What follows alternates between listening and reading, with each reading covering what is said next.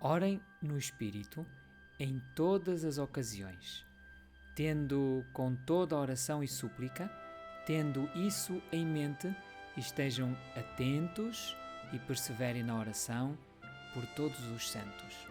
Efésios no capítulo 6 e versículo 18.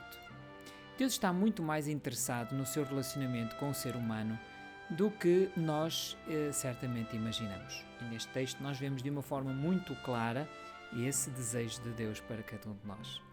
Esse facto por si mesmo deveria despertar também um profundo desejo de valorizarmos a comunhão com Deus mais do que qualquer outra coisa que nós possamos ter neste mundo.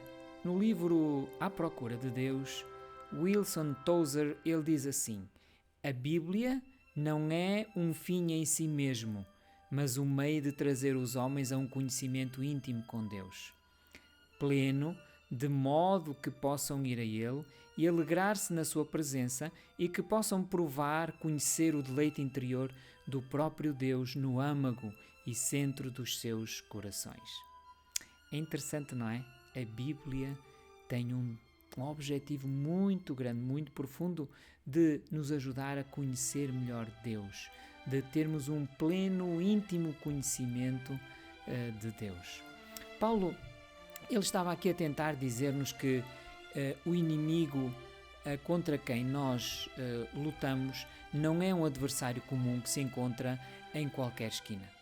O inimigo é alguém que, treinado em estratégias de guerra, perseverante, que está sempre pronto a atacar.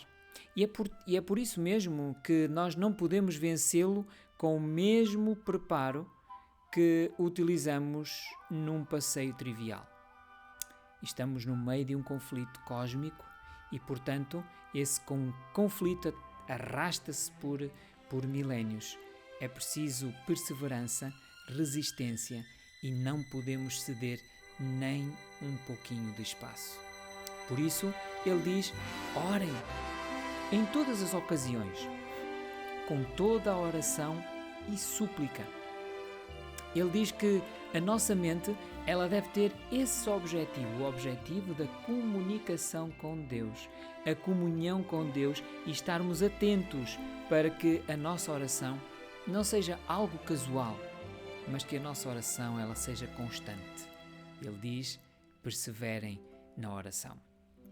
Em Efésios, portanto, neste capítulo e no verso 18, ele começa também com esta expressão orando em todo o tempo. O que nos sugere exatamente que a oração ela está conectada com os outros versículos anteriores.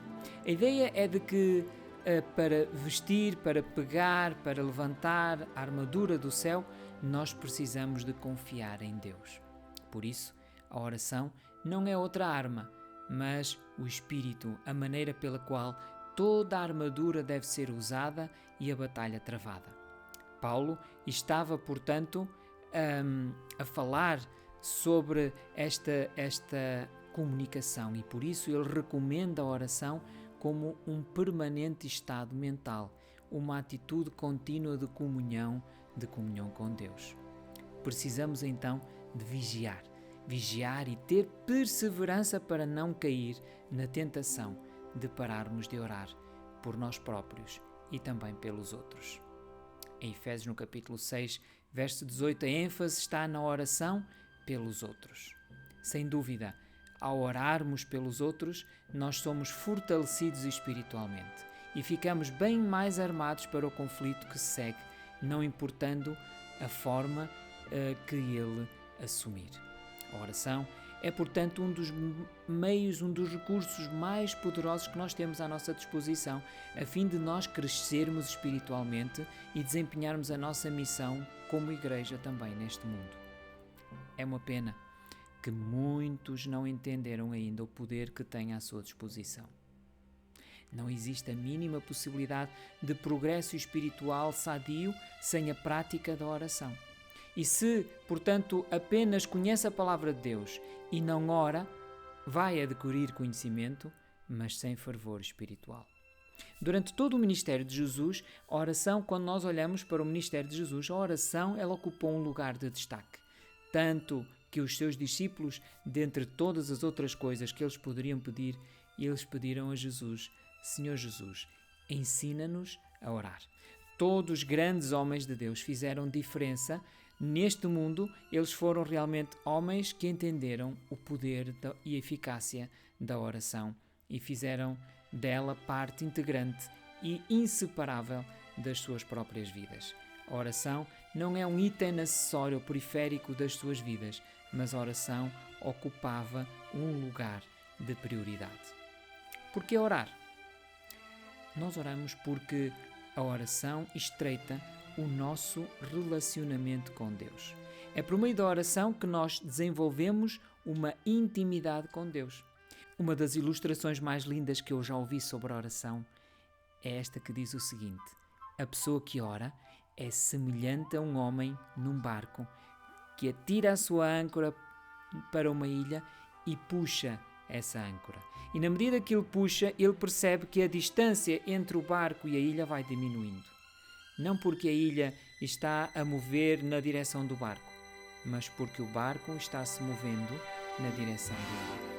A oração não traz Deus para perto de nós, mas ela nos aproxima dele. É dessa proximidade que vem a força e os recursos para o crescimento espiritual. Porque a oração, porque é que devemos de orar? Porque a oração é o meio pelo qual Deus nos transforma. A oração não muda Deus, nem sempre altera as circunstâncias, mas certamente muda aquela pessoa que ora. A mudança da situação a respeito da qual se ora é uma possibilidade. A mudança do coração, a mudança da mente da pessoa que ora é uma realidade. Orem no Espírito, em todas as ocasiões, com toda a oração e súplica. Tendo isso em mente, estejam atentos e perseverem na oração por todos os santos.